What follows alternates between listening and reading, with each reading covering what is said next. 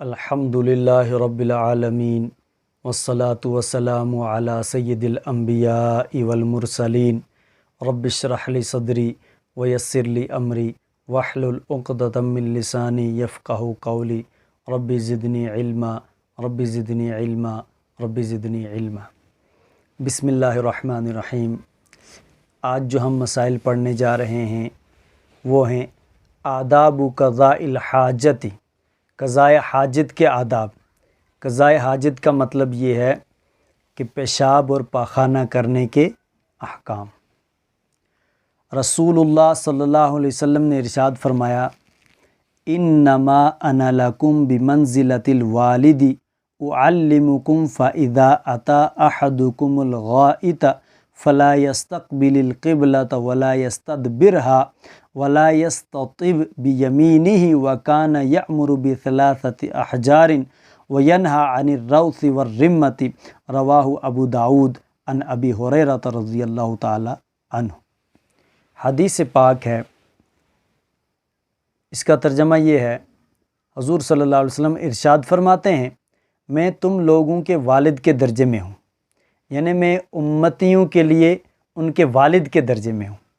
میں تمہیں سکھا رہا ہوں کہ جب تم میں سے کوئی قضاء حاجت کے لیے جائے، یعنی پیشاب اور پاخانہ کرنے کے لیے جائے، تو وہ قبلے کی طرف رخ نہ کرے اور نہ قبلے کی طرف پیٹھ کرے، یعنی نہ چہرہ قبلے کی طرف ہو نہ پیٹھ قبلے کی طرف ہو، اور نہ داہنے ہاتھ سے استنجا کرے۔ دائنا ہاتھ استعمال نہیں کرنا، بایاں ہاتھ استعمال کرنا ہے۔ اور آپ صلی اللہ علیہ وسلم 3 پتھروں سے استنجا کرنے کا حکم دیتے تھے۔ 3 پتھروں سے استنجا کرنے کا حکم دیتے تھے۔ استنجا کرنے کا مطلب یہ ہے کہ پاخانہ و پیشاب سے فارغ ہو کر اس کے مقام کو دھونا، یہ استنجا کہلاتا ہے۔ عام لوگ پیشاب کرنے کو ہی استنجا سمجھ لیتے ہیں، جو کہ صحیح بات نہیں ہے۔ پیشاب کرنے کو استنجا نہیں کہتے، پیشاب اور پاخانہ کرنے کے بعد اس جگہ کو صاف کرنا، دھونا، اس کو استنجا کہتے ہیں۔ اور بوسیدہ ہڈیوں اور لید سے استنجا کرنے کو منع کرتے تھے۔ بوسیدہ ہڈیاں جو ہیں ان سے استنجا کرنا منع کرتے تھے، اور اسی طرح لید، گوبر جو ہے، اس سے بھی استنجا انسان نہیں کر سکتا۔ بول و براز کرنے والے شخص کے لیے ضروری ہے کہ وہ مندرجہ ذیل 22 آداب کی رعایت کریں۔ بول و براز کا مطلب پیشاب پاخانہ۔ پیشاب اور پاخانہ کرنے والے کے لیے 22 آداب ہیں اس کتاب میں دیے ہوئے، ان کا وہ لحاظ کرے۔ وہ شخص لوگوں کی نگاہوں سے اتنی دور ہو جائے کہ اس کو نہ کوئی دیکھے اور نہ ہی اس سے نکلنے والی ریاح، براز وغیرہ کی آواز سنائی پڑے اور نہ ہی اس کی بو محسوس کی جائے۔ یعنی پیشاب پاخانہ کرنے والا اتنا دور چلا جائے کہ نہ تو لوگوں کی اس کو نظر پڑے اور نہ ہی اس کی بدبو لوگوں تک پہنچ سکے اور نہ ہی اس کی آواز لوگوں تک پہنچ سکے۔ اور آج کل جو ٹائلٹس وغیرہ بن گئے ہیں، یہ بھی ایک اعتبار سے پردے کے اندر آ جاتے ہیں۔ تو جب یہ باتھ روم میں چلا گیا، ٹائلٹ میں چلا گیا، تو پردہ ہوتا ہے چاروں طرف سے، اور پھر استنجا کرنے کے بعد اس جگہ پہ اچھی طرح سے پانی وغیرہ ڈال لیں، دھو لیں، تاکہ بدبو باقی نہ رہے اور دوسرے لوگوں کو اس کی بدبو نہ پہنچے۔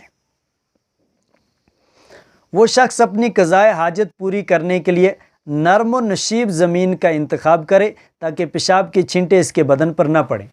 اگر باہر پیشاب کر رہا ہے تو پتھر پر یا کسی سخت جگہ پر پیشاب نہ کرے، وہاں سے چھینٹیں اڑ کے اس کے اوپر پڑیں گے۔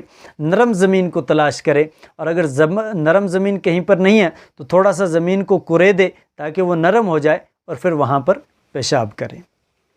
بیت الخلاء میں داخل ہونے سے پہلے یہ دعا اللہم انی اعوذ بک من الخبث والخبائث پڑھے۔ ترجمہ: اے اللہ، میں تیری پناہ چاہتا ہوں خبیث جنوں سے، مرد ہوں یا عورت۔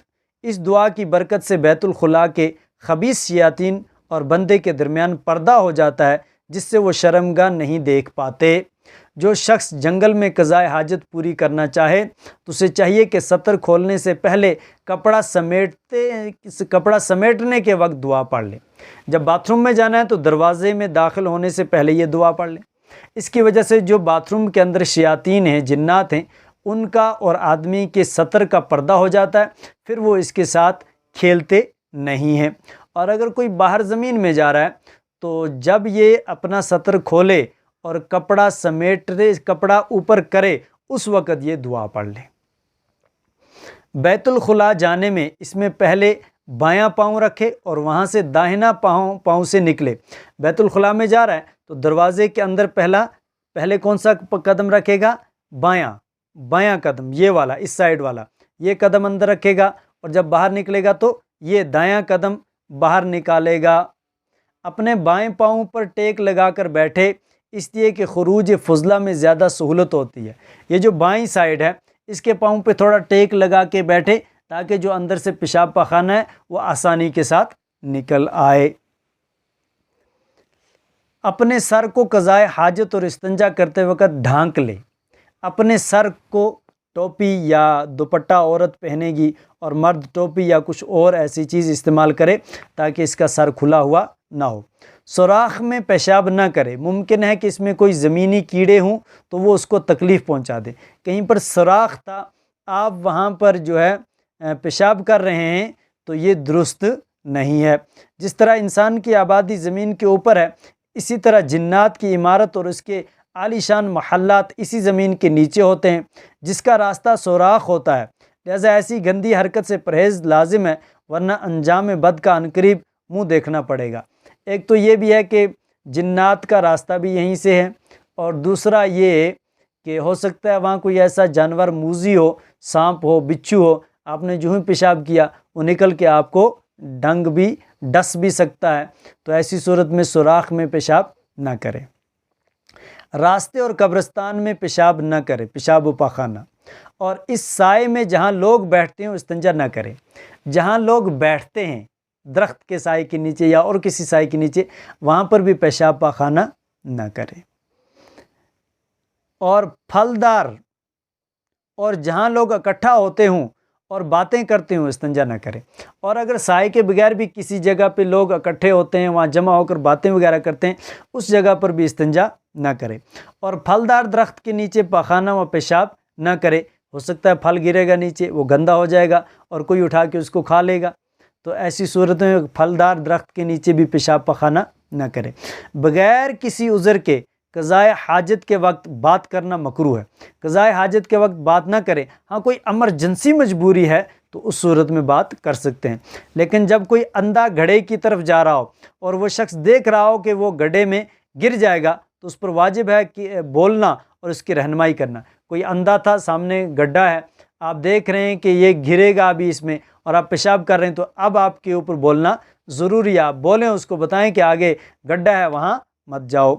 قضائے حاجت اور استنجا کرتے وقت قرآن کریم کی تلاوت کرنا اور اللہ کا ذکر کرنا مکروہ ہے۔ قضائے حاجت کے وقت قبلے کی طرف رخ یا پیٹھ کرنا بے ادبی کی وجہ سے مکروہ تحریمی ہے۔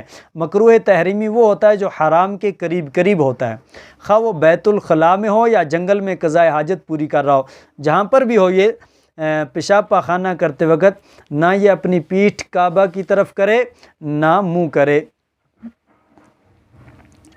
رکے ہوئے قلیل تھوڑے پانی میں بول و براز کرنا مکروہ تحریمی ہے، یعنی حرام ہے۔ جاری پانی یا رکے ہوئے زیادہ پانی میں بول و براز کرنا مکروہ تنزیہی ہے، لیکن دونوں صورتوں میں پانی میں پیشاب نہ کرے، ہو سکتا ہے کسی کے استعمال کے لیے ہو۔ غسل خانے میں پیشاب کرنا مکروہ ہے۔ غسل خانے کا مطلب ہے جہاں انسان وضو کرتا ہے یا نہاتا ہے، غسل کرتا ہے، تو اس جگہ پر پیشاب پخانہ نہ کرے۔ ہاں اگر کہیں پر غسل خانہ اور ٹائلٹ دونوں اکٹھے ہیں تو ٹائلٹ میں تو پیشاب کر سکتا ہے، لیکن اس جگہ پر جہاں پر یہ نہاتا ہے وہاں پر پیشاب نہ کرے۔ دریا، حوض یا کنویں کے ارد گرد پاخانہ پیشاب کرنا مکروہ ہے۔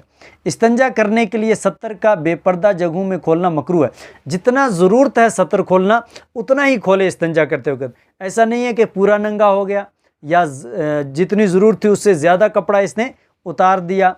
دائیں ہاتھ سے استنجا کرنا بغیر عذر شرعی کے مکروہ ہے، یعنی اس ہاتھ سے استنجا کرنا جبکہ کوئی عذر نہ ہو، یعنی بائیں ہاتھ کو لگی ہے پھر تو کر سکتا ہے، ہاں اگر کوئی عذر نہیں ہے تو پھر اس سے استنجا کرنا مکروہ ہے۔ کھڑے ہو کر بغیر کسی عذر کے پیشاب کرنا مکروہ ہے، اس لیے کہ بسا اوقات اس کے بدن یا کپڑے پر پیشاب کا چھینٹا پڑ جاتا ہے۔ کھڑے ہو کر پیشاب کرنا بھی کیا ہے؟ مکروہ ہے۔ ہاں کوئی عذر ہے، بیٹھ ہی نہیں سکتا ہے، نیچے گھٹنے میں لگی ہے، کمر میں لگی ہے، تو اس وقت کھڑے ہو کر پیشاب کر سکتا ہے۔ جب قضائے حاجت سے فارغ ہو جائے تو داہنے پاؤں کو بیت الخلاء سے پہلے نکالے اور یہ دعا پڑھے۔ جب فارغ ہو جائے تو نکلتے وقت اب کیا کرنا ہے؟ داہنا پاؤں باہر نکالنا ہے اور دعا پڑھنی ہے، غفرانک الحمدللہ الذی اذھب عنی الاذی وعافانی۔ ترجمہ: تمام تر تعریف اس اللہ کے لیے ہے جس نے مجھ سے گندگی دور کر دی اور مجھے عافیت بخشی۔ استنجے کے لیے پانی اور ڈھیلے دونوں لے جائیں۔ 3 ڈھیلے یا پتھر ہوں تو مستحب ہے، یعنی پہلے پتھر ہو یا ڈھیلا مٹی کا ہو، پہلے وہ استعمال کرے، اس کے بعد پانی استعمال کرے۔ فلش سسٹم بیت الخلاء میں ڈھیلوں کی وجہ سے دقت ہوتی ہے، لہٰذا مفتی صاحبان نے ٹوائلٹ پیپر استعمال کرنے کا مشورہ دیا ہے تاکہ فلش خراب نہ ہو۔ فلش میں اگر آپ مٹی اور پتھر ڈالیں گے تو وہ بند ہو جائے گا، اس لیے وہاں ٹوائلٹ پیپر جو ہے وہ استعمال کر سکتے ہیں۔ انگوٹھی یا کسی چیز پر قرآن شریف کی آیت یا حضور اکرم صلی اللہ علیہ وسلم کا مبارک نام لکھا ہو اور وہ دکھائی دیتا ہو تو اس کا اتار کر بیت الخلاء کے باہر ہی چھوڑ دیں، فراغت کے بعد باہر آ کر پہن لیں۔